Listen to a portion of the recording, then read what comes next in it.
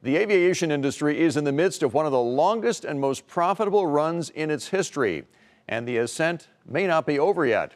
Many experts say the industry's fortunes could climb even higher despite the overhang of rising trade tensions. Phil LeBeau reports tonight from the Farnborough Airshow outside of London.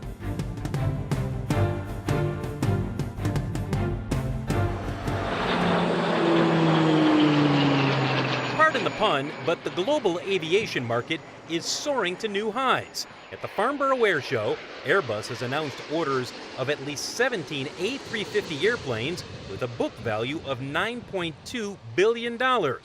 Boeing has booked $11.6 billion in orders for 68 planes. We're seeing a strong marketplace. We're predicting an $8.1 trillion market over the next 10 years. We think the world's going to need close to 43,000 new airplanes over the next 20 years. That's an increase in our estimate. Why is business taking off? On the defense side, countries are increasing military budgets, especially as President Trump calls on allies to pick up more of the cost of global military alliances. Meanwhile, the commercial airline business keeps growing as the number of people flying is increasing due to a strong global economy and relatively low airfares.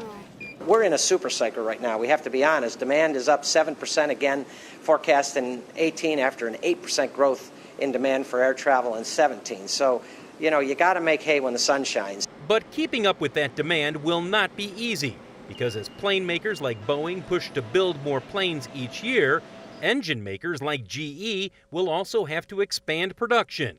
And that's not a problem for a large company like GE or Rolls-Royce. The challenge will be getting smaller suppliers to spend billions of dollars in order to build more product. The solution? More mergers and acquisitions, with larger aviation firms buying smaller companies. There's going to be a consolidation at all levels in the supply chain to do what the Boeings and the Airbus are going to demand out of them. Reaching new highs in an industry looking to break a long history of up and down cycles. Phil LeBeau, Nightly Business Report, Farnborough, England.